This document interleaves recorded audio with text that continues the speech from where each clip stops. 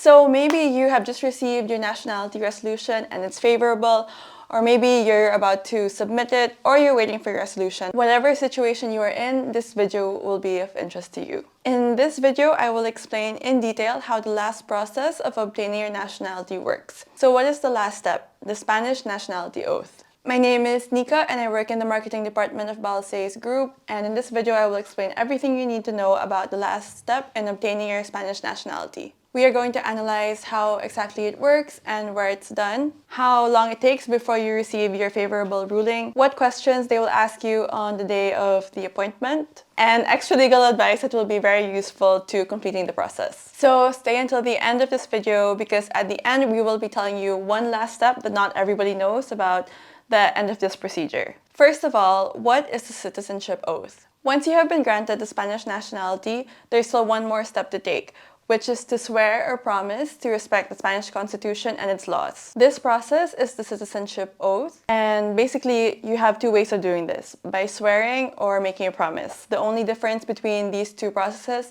is that if you swear, then there are religious connotations, but if you take a promise, it doesn't have any religious connotations. But again, both are completely equal and valid in this process. Through this procedure, you will be registered for the first time as a national in Spain through the birth certificate. And it will also be the time that you must denounce your original citizenship, depending on the country that you are from, because certain nations do not require you to denounce your citizenship, and you can have double nationality. Once you receive your favorable resolution, the first step you must take, and you must do this right away, is to schedule an appointment to take the oath. Taking the oath can be done in two different institutions. So where are these institutions? The first and most common way to do it is to take the oath at the Civil Registry Office. However, just recently, the possibility of doing it in front of a notary has been incorporated.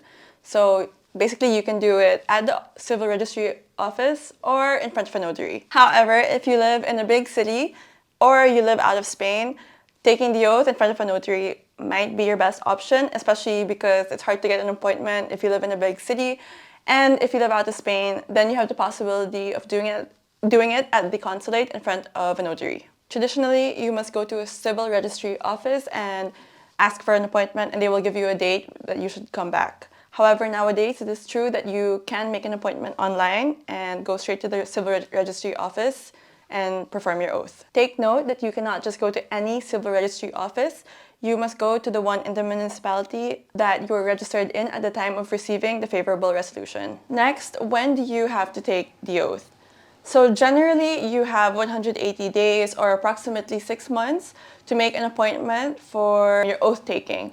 However, due to lack of administration personnel and general delays, the civil registry is not as strict now with this rule. So if you make your appointment after the 180 days, don't worry. Now it's not as strict and they're more flexible with the time. So it's nothing to worry about. And also, if you cannot get an appointment at the civil registry, you can also consider doing your oath in front of a notary. So you have options now and they're more flexible. Before continuing with the rest of the video, I would just like to remind you to subscribe to our channel if you haven't already, and you will not miss any important information that you need to know about immigration laws in Spain. Next question is, which documents do you need to bring to your appointment? So you will need to bring your favorable resolution, your passport, your birth certificate, your residence card, which at the time being should be valid, which means that you cannot be in an illegal situation. And if you are in the process of renewing your residence card, you need to have proof that you are renewing. You will also need to bring your City Hall registration or empadronamiento. You will need a criminal record certificate, legalized and apostilled.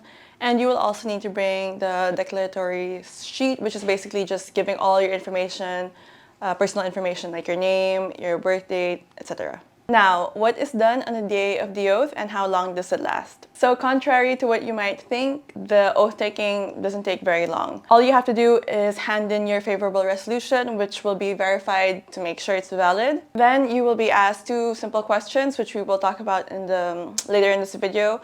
And after they ask you the questions, you will be registered as a Spanish citizen through your birth certificate. This process is usually completed on the same day. The oath taking will not take more than 30 minutes. Now, what questions will you be asked on the day of the oath? You will be asked two key questions. So the first is basically that you swear to respect the Spanish Constitution and its laws. And the second is that you renounce your original nationality in case it is required. Because as we mentioned earlier in this video, not all countries require you to renounce your original nationality, such as Latin American countries, the Philippines, Andorra, Portugal, France, and Equatorial Guinea allow for dual citizenship with Spain. So just to be clear, there's a difference between the oath taking and the pre-oath taking. So the pre-oath taking is just a step you have to take before you take your oath. So it's when you submit all the necessary documents, which we talked about earlier in this video, and it's when you will sign your declaration form. So the declaration form is just where you will talk about all your personal data, your name, your surname, your place of birth, and the date of your birth. After the pre-oath taking, you will return to the civil registry another day to take the oath and answer the two important questions. Finally, what happens at the end of the entire process? At the end of this process, you must make an appointment at the police station to get your Spanish ID card and the Spanish passport. So that is it. If you have any more questions or would like us to help you with your personal situation in obtaining your Spanish nationality, you can always send us a message at info@immigrationspain.es. And as always, do not forget to follow us in our social media. And if you haven't already, subscribe to our channel. See you next time.